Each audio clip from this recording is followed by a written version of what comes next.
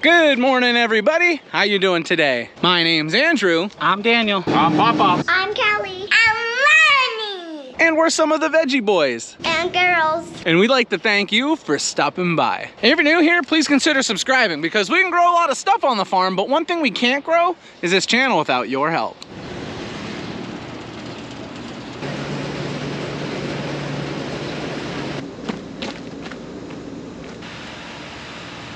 Looking a little dry.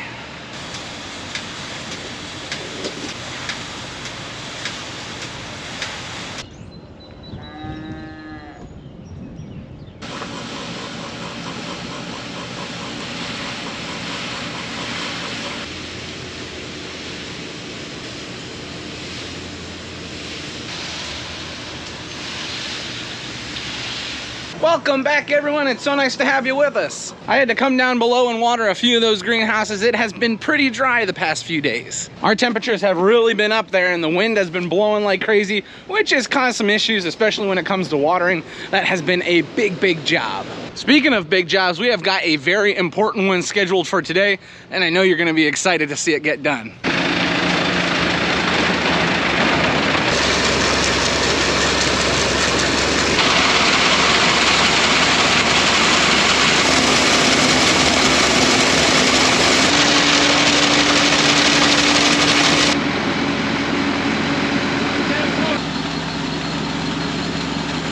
Now, if you've been following along for quite some time, you have an idea of what this machine means for us. This is our 4-row potato planter, and this marks the start of spring. This is one of the most exciting jobs, and I'm happy that I'm gonna be able to share it with you.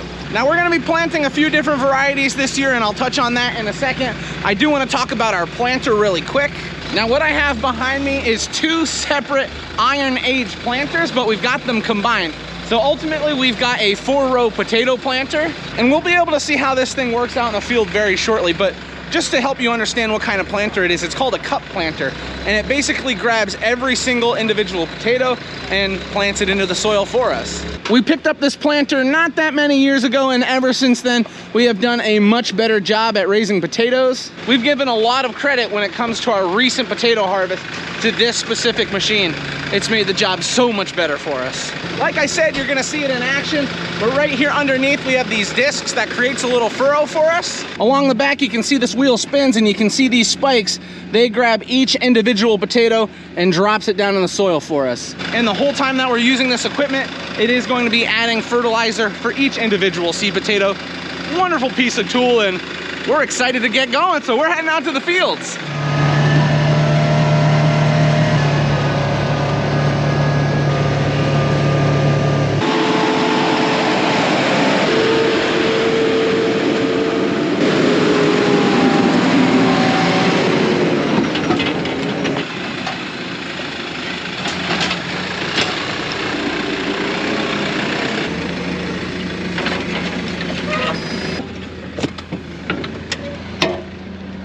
We've made it out to the fields. We've got a really great spot picked out for ourselves right by the early sweet corn. And we'll talk more about the varieties in a minute, but the first variety we're starting off with is dark red Norland.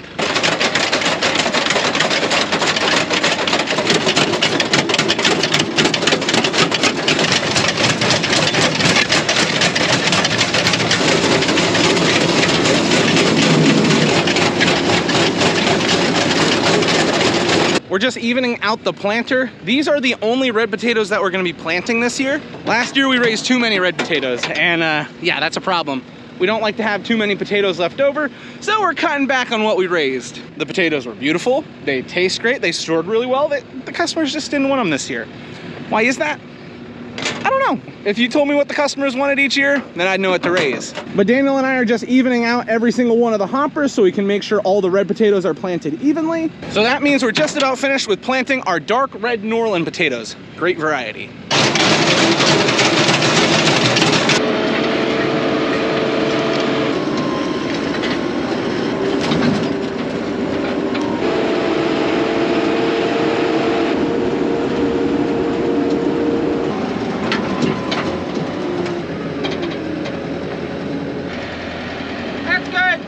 We're moving these off the top then? Yeah. Okay.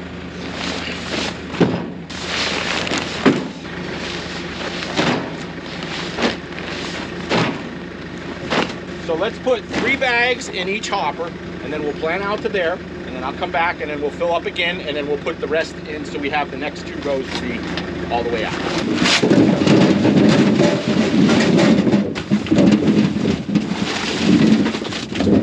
Now this variety we're dumping in right now is called Honor. This is an early white potato, and we planted it last year. We like the variety so much, now we're planting it again.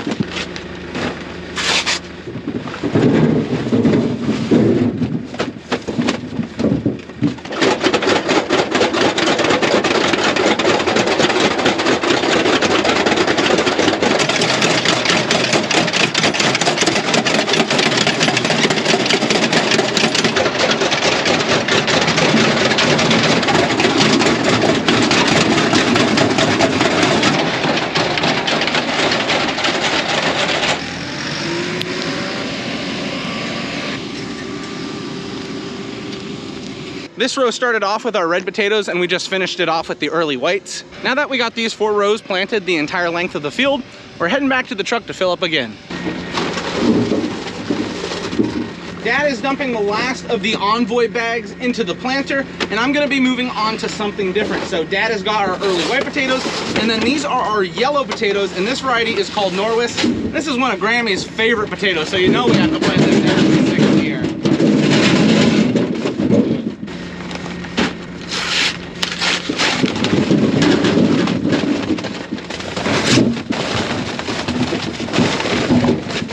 These 2 hoppers are filled of the Norwis yellow potatoes, and over here Daniel has got the last of the white potatoes, the early variety of white.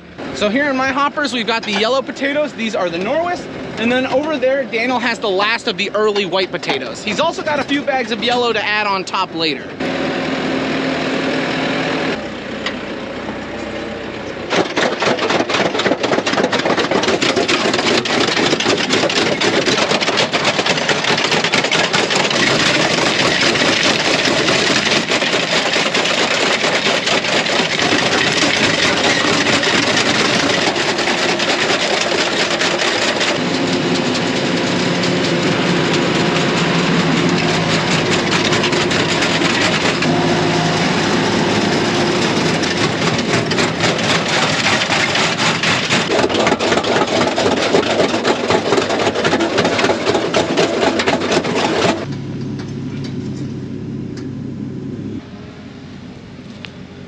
Unfortunately, with these potato planters that we use, at the end of the row, we've got to hop off and cover up the last few potatoes. It's really not that big of a deal. It only takes a couple seconds. And truth be told, as a little kid, I loved hopping off to cover up the potatoes.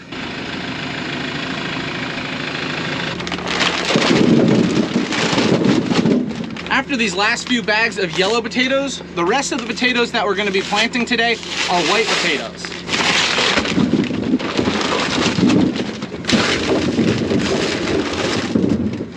Now, something that's super important for us planting with this machine is making sure that all our seed potatoes are relatively the same size so that they can run through the planter smoothly. You can see there are some potatoes that are a little bit larger and some that are smaller, but as long as they're roughly about the same size, that's the most important. Now, someone will get A-sized seed potatoes, the letter A, and those are a little bit larger. If we wanted to plant them, we'd have to use a potato cutter or cut them by hand, which is what we did when I was little.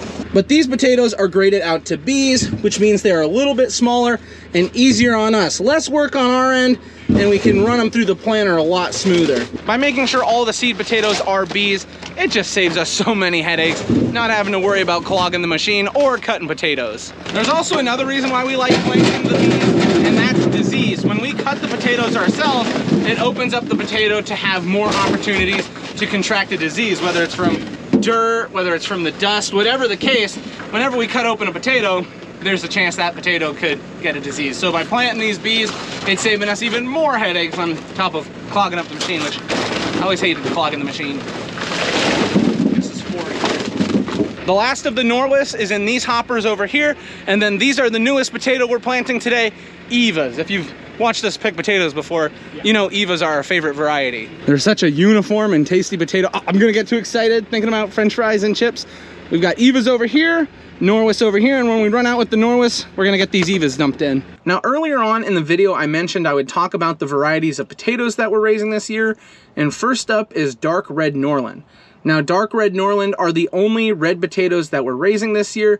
It's a great all-round variety. It sizes up quickly, and it has that classic red skin and white flesh that people are looking for. It's perfect for boiling, roasting, or just eating fresh, however you want to eat them. Next is Envoy. So this one is a really nice yellowish white potato with a smooth skin, and it has great flavor. It's got a creamy texture people love. It works well for roasting, mashing. You can cut it up, throw it on the grill. It doesn't really matter. It's just a solid, dependable variety. Now next we've got Grammy's favorite, Norwis. Now these tend to be a little more versatile. They hold their shape well when cooked, and they're great for things like potato salads or frying. And if you've looked at my family one time, you know we've eaten a few potato salads in our day. So if you want something that holds its shape and doesn't fall apart even after cooking, Norwis are a great choice. And after that is Eva. Eva is my favorite potato. It's a white potato, but it's a little smoother and more uniform. Now these are great for boiling, for salads. They've got a clean look to them, and customers love the way they look. They just love them. They're great for chips, and these are my go-to potato when I am cooking at home. So between all of these varieties, you've got good spreads of reds, yellows, whites, and each with their own strengths in the kitchen. Now, I highly recommend all of these potatoes. Whether you're roasting, mashing, frying, it doesn't matter. They're all great varieties. And now you know what we're planting in the ground this year, and you'll be able to follow along if you want, but I'll tell you one little secret. I eat a lot of potatoes. Well, okay, maybe that's not a secret. But yeah, they taste great, and I love the varieties that we raise. We ended up running back to the farm and grabbing the last of the potatoes, and we've only got a few more rounds to make, and we'll be all done with planting potatoes for the year. Dad is just currently emptying out the planter. This is one of those jobs that I look forward to every year. We used to do it with an old two-row planter, and it gave us so many fits. But when we picked up this brand new to us piece of equipment from a farmer that had upgraded locally, I mean, it's like night and day difference. Having a good planter, it makes me feel so good. I feel like I say that every single year, but I truly mean it every single year. We've made a lot of progress so far this year. We've got peas planted, we've got onions planted, we planted some beans, sweet corn. So far it's looking up. If things can continue the way they're looking for us right now, we're gonna have a great year. We just got the babies to bed and we got some dinner. We're gonna sit down and eat. We honestly are exhausted. We got home this morning. Well, yeah, this morning. We drove all night home from Florida to make it home so that we could work. We were down in Florida for a funeral for Lauren's granny. She was 95. She was born and raised in Africa, and she had a pet mongoose named Riki Tiki Tavi. Riki Tiki Tavi, yeah. Yeah. And her grandfather had a pet cheetah named Chucky. That is pretty cool. But anyway, it wasn't really a happy trip. We had to make the way all the way down to Florida for a funeral. We were able to spend some time with the family, and we're hauling all the kids back from. I'm tired. So that means this is where we're gonna end the video. Thank you everybody for watching. We'll see you next time. Bye-bye.